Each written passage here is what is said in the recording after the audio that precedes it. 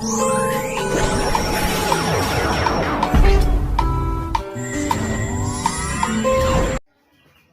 peuple de Dieu, ça a été pour nous un grand plaisir de vous retrouver encore sur vos différentes plateformes de téléchargement, je ne sais pas moi, Facebook, Instagram et d'autres.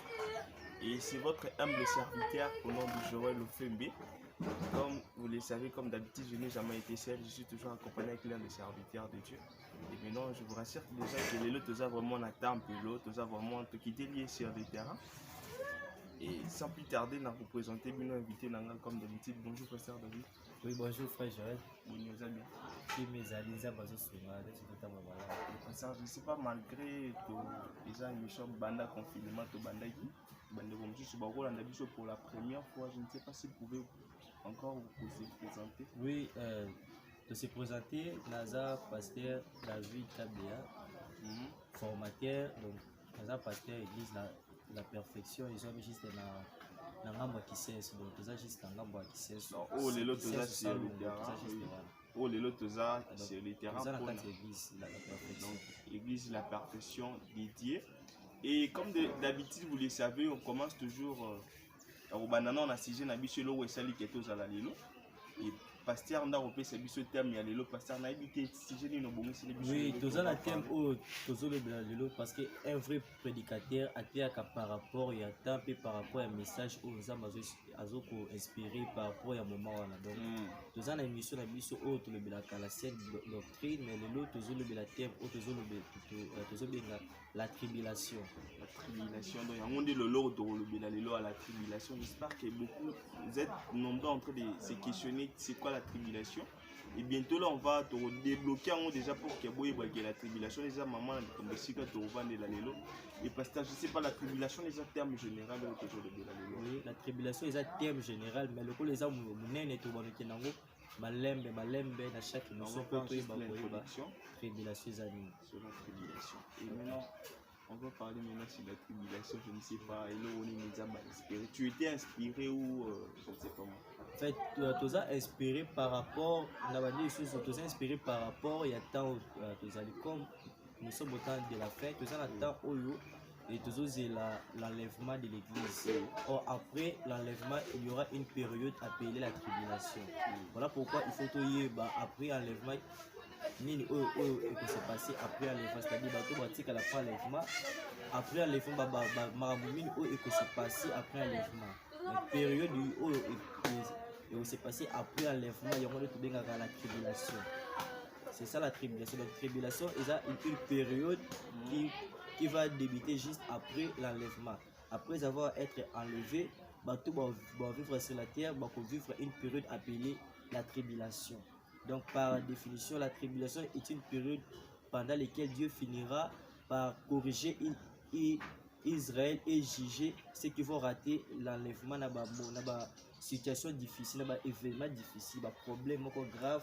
Donc tribulation, c'est une période il n'y a pas si au la première enlèvement pour vivre. C'est ce qu'on appelle la tribulation.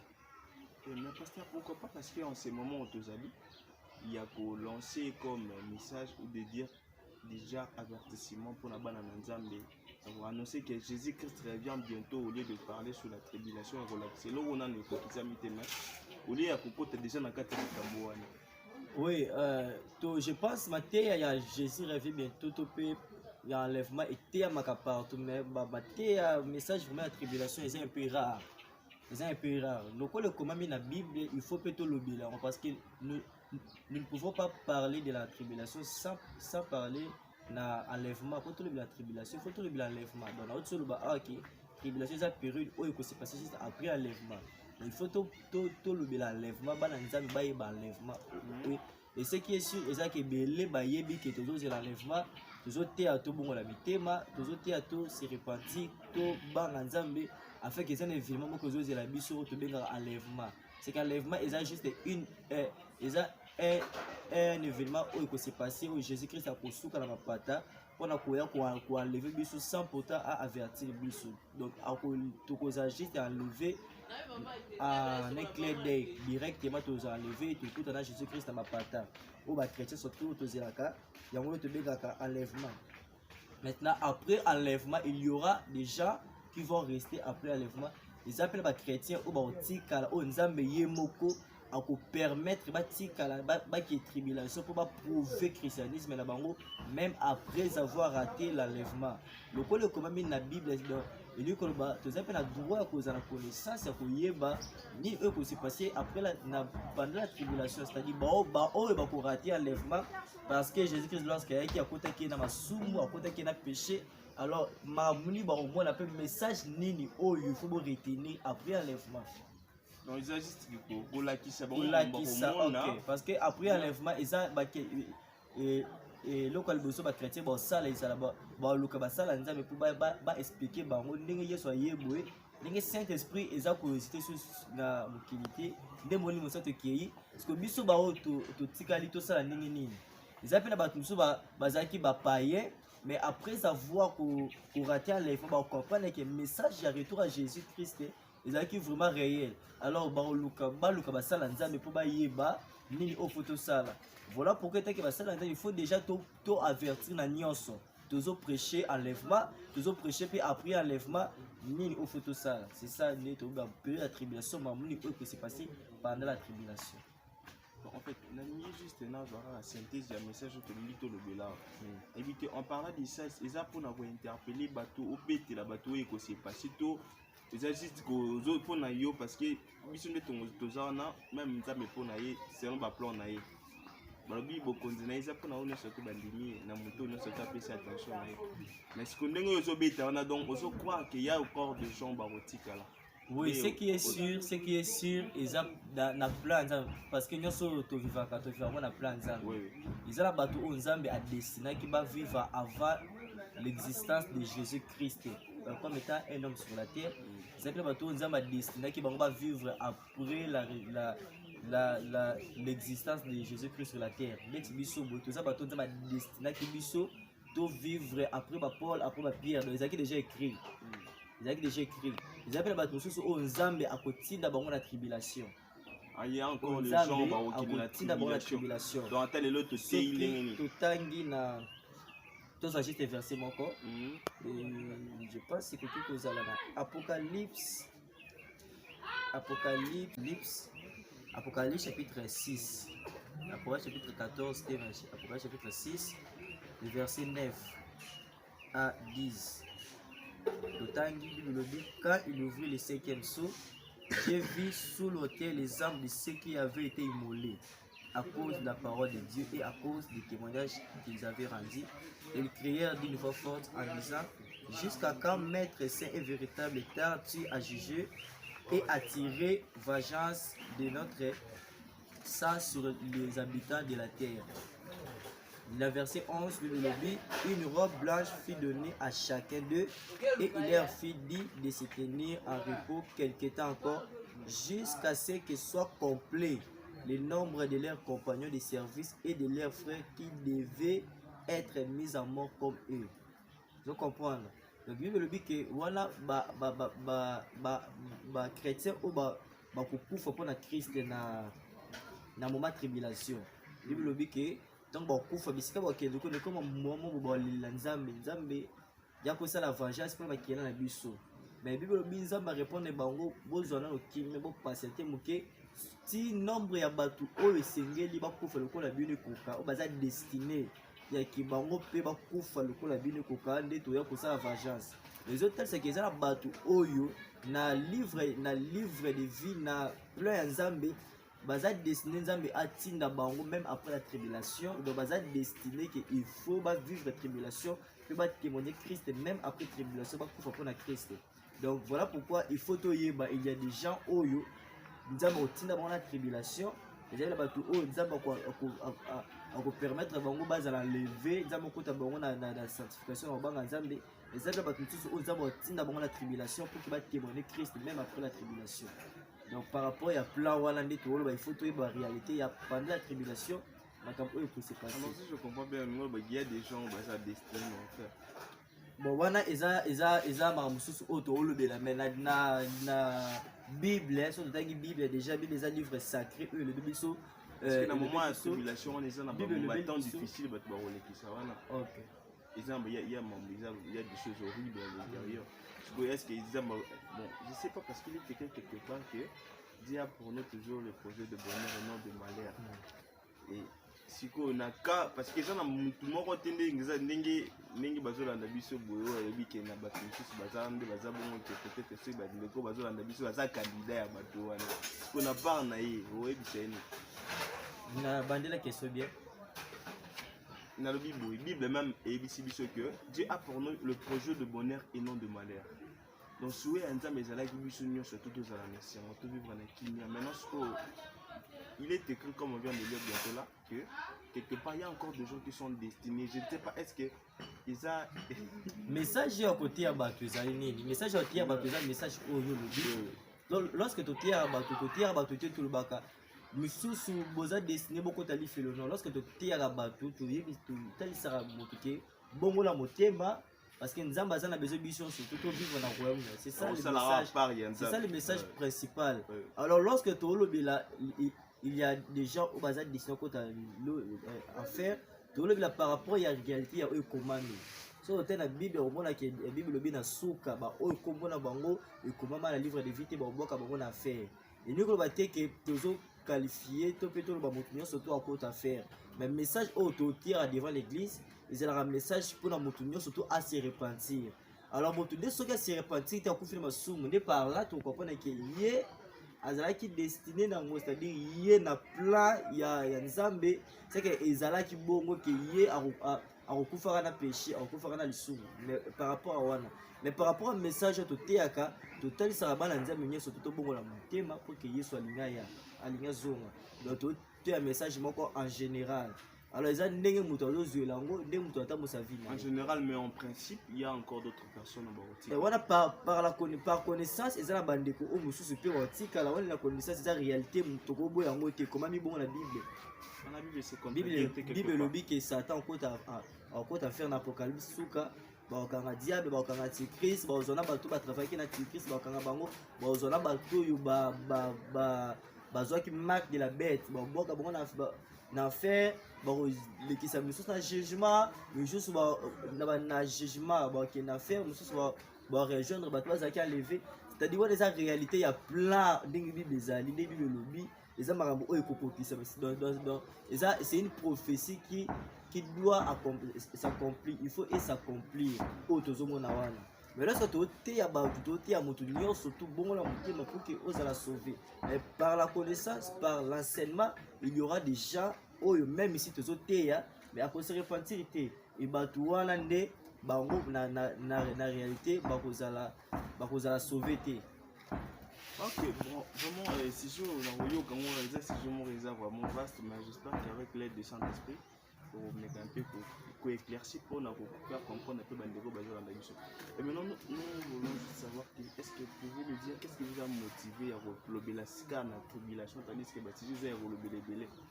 Bon, na uti oloba ok tozoloba la tribulation par rapport na temps où tozali tozo préparer église na enlèvement mais tant que bana nzambe et tant que pe basala nzambe il faut to comprendre que ezana bato pe botika la plan enlèvement c'est-à-dire tokoki koteya kaka message moko te il faut toteya nyonso oyo elobami na bible message de base eza message de base eza repentance message de base eza repentance.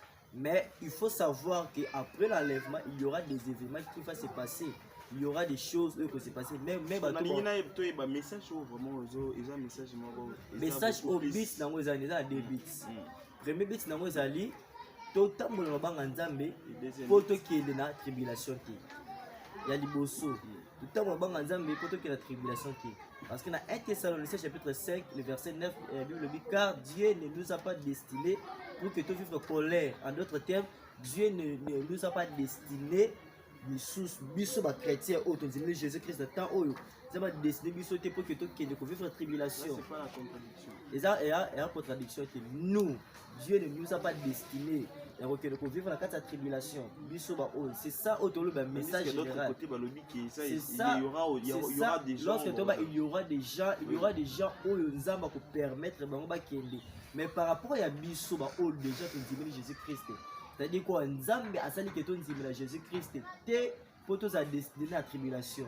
Donc on dit bah Jésus-Christ y est pour nini. On dit bah Jésus-Christ y est pour que tout soit enlevé.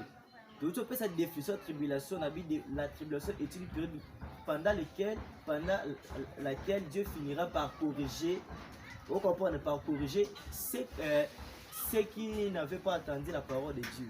Bato ba yoka ki de banzambe, batambola ki précipité. Bato ba boya ki ko yoka des tribulations ko zala wana pour nos nini, pour corriger bango, pour pesa bango punition en Zambie. Ya wana to benga la tribulation. Mais biso oyo to zimeli Yesu to ba to to ba Nzambe, ça va décider biso la colère wana ki. La tribulation c'est la colère en Zambie pour corriger. C'est pas encore tard. Est-ce que c'est pas moi pour ces gens-là?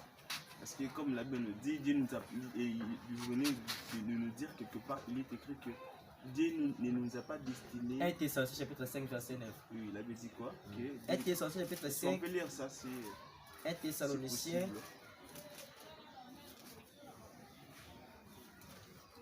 1 Thessaloniciens chapitre 5, le verset 9. Tout le temps comme on a Jésus.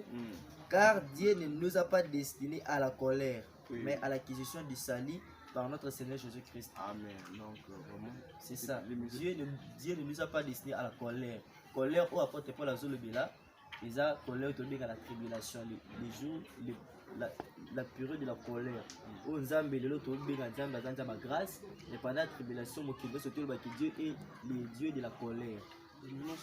C'est juste qu'à cause de Bajera, pourquoi pas il y a pourquoi pas, vu que c'est pas encore tard pour parler de la tribulation, pourquoi pas qu'à travers ces messages, il y a pour lancer sur la peine, c'est ça, lorsque tu as dit un message, ceux qui te continuent à la tribulation, ceux qui ont tribulation, tu vas comprendre que, nous sommes comprendre qu'en tout cas, il faut que nous ayons pour notre période de temps.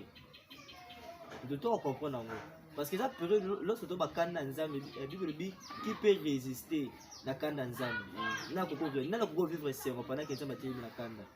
Il n'y a pas vivre malade pendant que tu as la Kanda. Donc tu as l'intérêt, bon, la motive pour que tu vives, tu as lever, tu as épargner la colère en Nzambi. Tout ça est l'intérêt. Parce que vraiment, il y aura peu de gens qui vont résister à Marabout malgré Nzambi qui bango.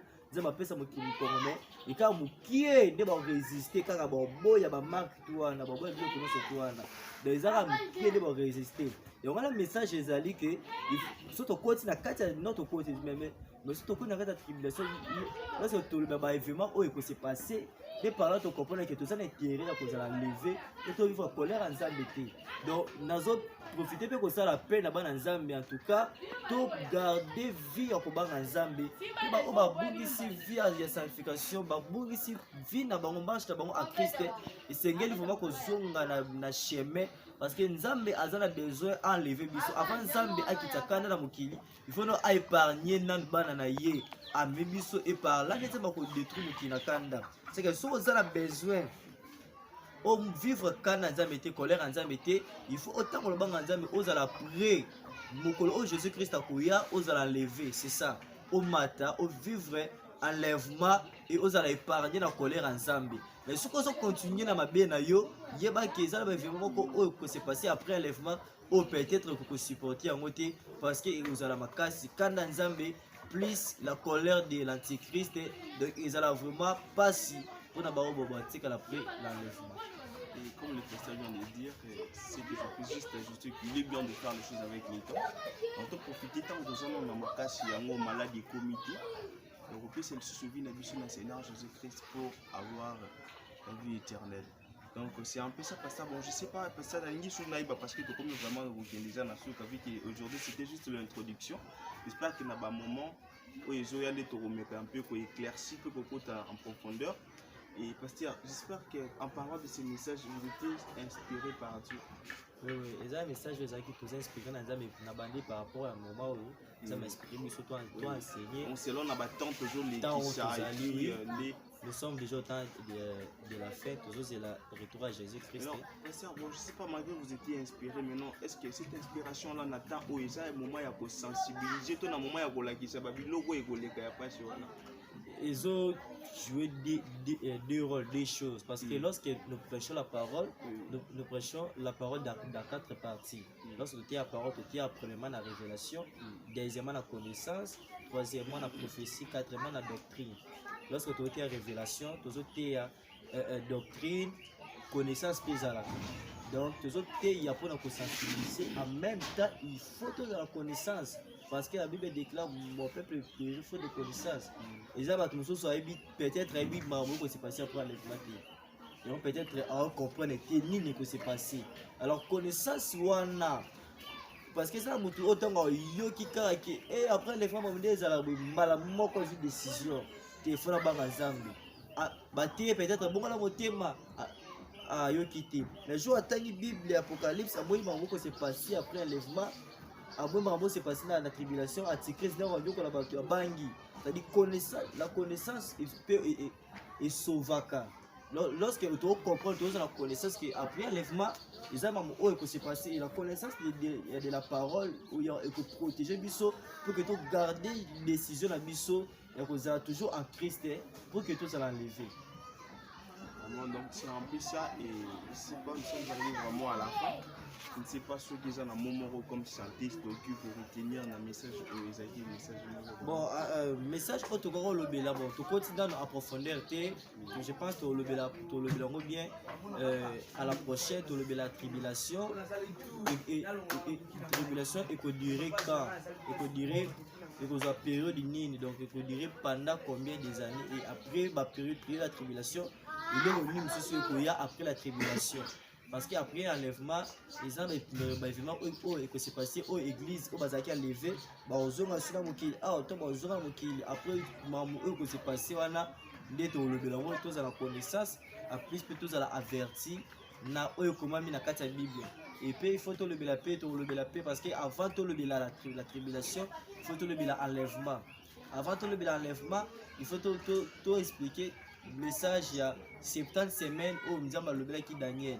Donc il faut tout expliquer 3 événements où c'est passé qui pour que tout y ait donc les émissions moko oyo et qu'on peut sa connaissance et qu'on avertir biso et que ça toujours tout demeurer toujours en Christ. C'est pourquoi na le juste que moment où ils allaient tout garder toujours attitude biso en Christ. Tout le temps molobanga nzambe to veiller sur ma vie chrétienne biso to veiller sur intimité na biso en Christ to garder position na biso na kobanga nzambe afin que mkolo Jésus Christ akoya akota biso à bon état akota biso malamu pour que tous alla enlever. Donc ceux qui peut-être au yamba Jésus Christ était il est temps de se repentir. L'enlèvement est réel et la tribulation aussi est réelle. Enlèvement est réel. Les hommes qui surtout cas, au moins ils vont enlever, mais ils ont pongi en réalité, Yesu a eu solo. Donc ils ont vraiment réalité. Alors pour que vous vivre réalité, on a l'écolo parce que lorsqu'il a levé au salama, na bato batika na sie na bato baza levé, biso surtout tous na kati ya itonnement to kamo, eloko ezali ndoto to ndoto te. Biso to mata l'écolo to kamo to mata ndenge nini. Bango pe batikeli baloba mais yango bato balingo ndenge nini donc na biso na bango biso tozala étonné tozala kokamwa. Alors problème ezali ke tozala étonné likolo jusqu'à ce que tomona Jésus Christ na mapata et tokokoma bisika nzambe azali. C'est ça où tokolobela le message général na biso tozala ngona ya tribulation. Donc à la prochaine tolobela ngo malamu. Merci comme je viens de dire, le paradis et la vie éternelle sont le fruit de nombreux efforts et sacrifices. Donc il est bien de faire les choses avec le temps. Tu peux le faire aujourd'hui au lieu de remettre le lendemain, car la Bible dit demain ne nous appartient pas. Donc c'est un peu ça, nous sommes arrivés vraiment à la fin. Aujourd'hui, je vous rappelle déjà, c'était juste l'introduction et je ne sais pas. Donc restez toujours connectés comme le pasteur vient de dire que on va vraiment parler, il y a des choses intéressantes. Juste il y a une introduction, moi chanter je vais aussi la biche bino week membre le déjà vraiment ébélé et je vous rassure il y a des choses horribles.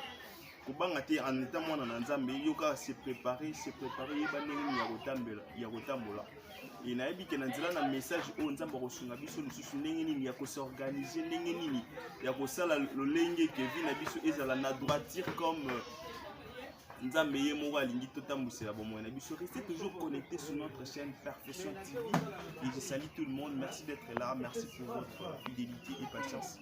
puis on se retrouve juste après sur une autre numéro. Bye.